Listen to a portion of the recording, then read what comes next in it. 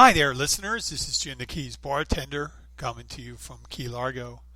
Uh, I am in recovery mode here after my surgery, and a funny thing happened. It was brought to my attention a couple weeks before the surgery. Everyone knew I had a bunch of surgeries scheduled but canceled, and then one of these local mechanics, Keith, said, "Listen, I got the tools.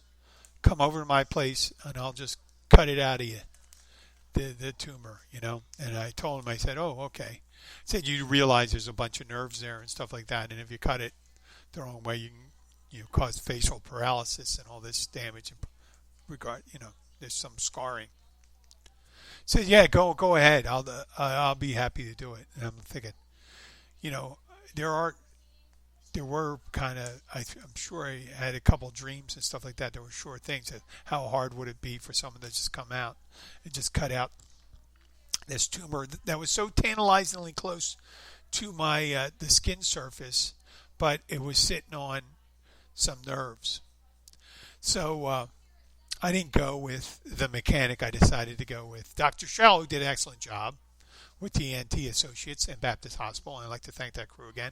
I know I'm not going to mention it, but I was thinking about expertise, about people and their expertise going outside um, outside their reach, outside their depth. They're outside their depth. That was a saying. Back in the 20s and 30s, there were these commercials would come about, and commercials. Well, it's mainly print ads, and imagine they used it on the radio too. But if you do a search for doctors endorsing cigarettes or doctors in ads for cigarettes, you'll come out with all these different print ads that came out since they before even that, when there was like just regular medical products that came out like snake oil and stuff like that. There was Dr. Johnson's tonic, and things like that. Dr. Brown. There was always a doctor's name, and it was just for some kind of cure to something, right? So when advertising started going really big, and I know there were advertising before the 1920s, but 1920s and 30s when it came to print, and then the movies and radio, you really saw. Sorry for my throat's a little dry. Let me clear it. There we go. Well, the marketing industry saw that, say, hey, listen, cigarettes. I think what happened in the 20s and 30s, people started recognizing that people smoked a lot. I sound like someone that smoked a lot. I haven't had a cigarette in over 10 years. But I have a little build-up. So, I sound worse than I am. They started noticing that, if you smoked a lot, you had emphysema, tuberculosis, and then the consumption. I think that was the old style word for cancer, but cancer came around, and I'm sure even lay people understood that if you smoked a lot, that it was bad for your breathing. Older people that smoked a lot had issues, and the ones that made it to a certain level had a problem breathing, and the rest of them were dead. But in the 20s and 30s, there was all tons of commercials for doctors, and until the 50s, I think they had them. And there was one ad, that was looking at it. It said 20,679 physicians say that Lucky Strike cigarettes are less irritating. And then this other one, it was for Camels. Most doctors smoke Camels. And there was interesting things where we use health things to kind of promote smoking. It's Nico Times. There was a cigarette called Nico Times, and there was a picture of a pregnant woman with a cigarette, and it looks like the 60s, and it says, "The smooth taste expectant mothers crave." Well, Um, Winston's, Winston cigarette. This was taste isn't the only reason. This campaign, it was for a woman that's kind of uh, leaning back on a daybed, and it says reclined there.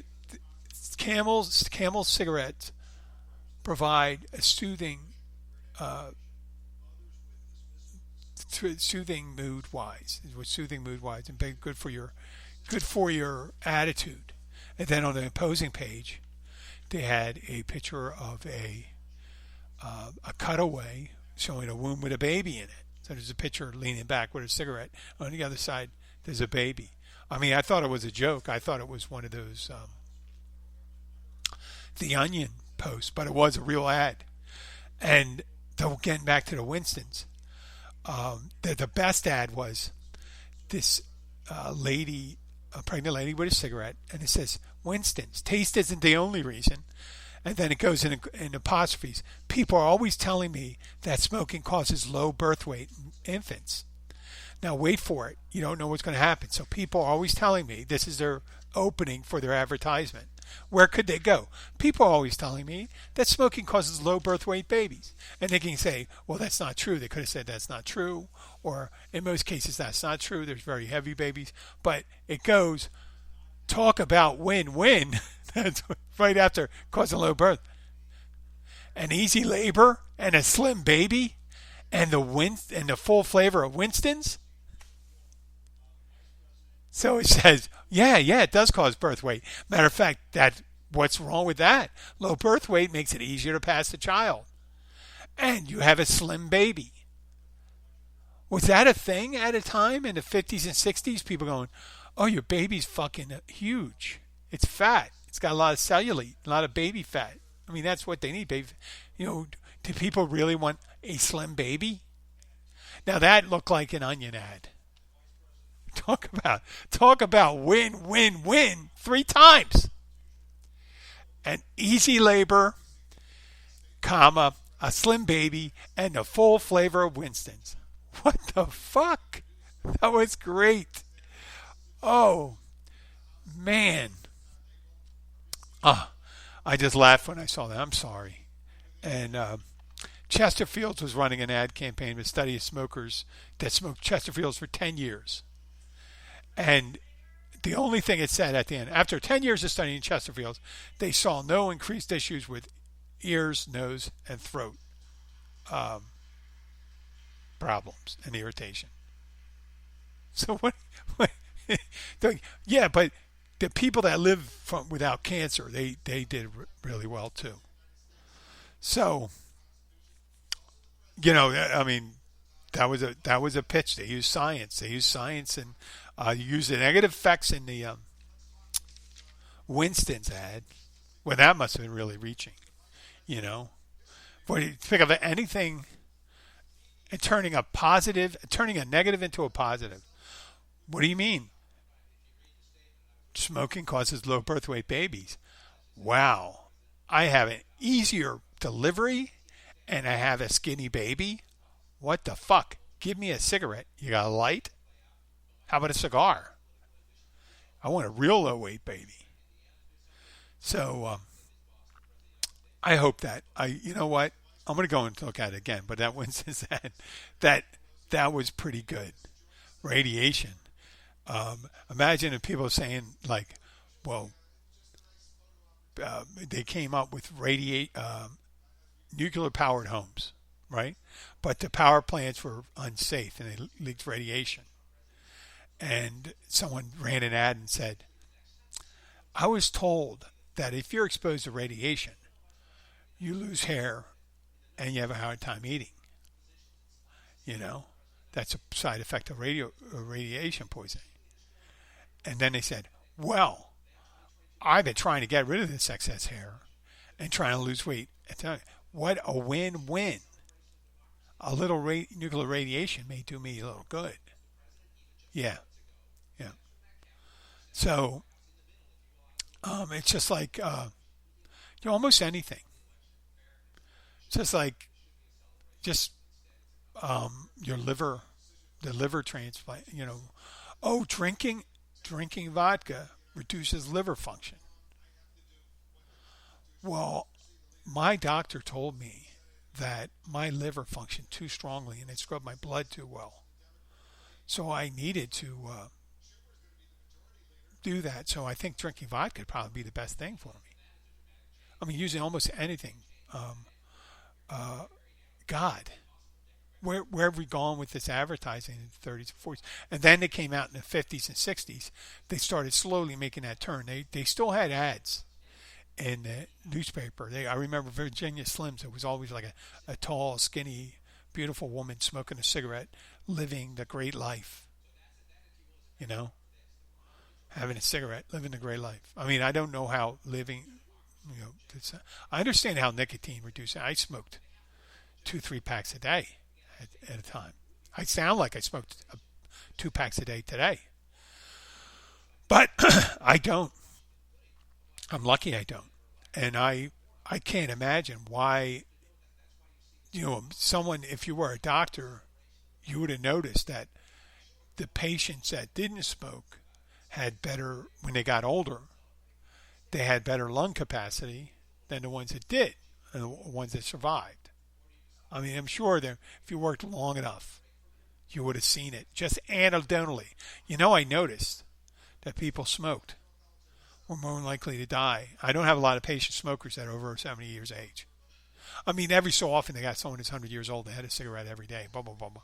Yeah, okay. No, they're talking thousands of people. Well, right now, I'm taking a pause because they're doing on television the reading of the votes for the election.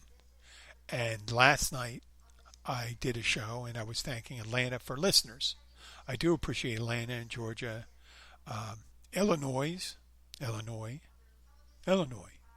Yeah, that's it. Illinois. I appreciate listeners there. New Hampshire, Florida, Washington, Virginia. Thank you all. And thank you for all the different platforms you listen on to, and I appreciate that. Um, I did realize when I was thanking Atlanta and the big city, I was thanking them for voting heavily because I wanted the leadership of the Senate to change because I felt they were obstructionists during Obama, and they did little to curtail the misdeeds of this last president, this current president. I know there's people that listen to the show and they say, I wish you didn't talk about politics, but you know what? They made it all about politics, and now we got this, what appears to be a shit show going on in the House of Representatives. But I do appreciate that what the voters of Georgia did, and I appreciate what the voters of the United States did, and the way it's going to be resolved today. I am going to sign off right now because there's some interesting things that are going to be said. And when we come back, the next show, hopefully, they'll be well on the way to verifying it, or they'll be in the middle of arguing a moot point. This is Jim the Keys bartender. Sorry for the short episode, but I'll be back. I may be back tonight. I'm going to check with Steve if he wants to do a show. I'll talk to you later. Bye.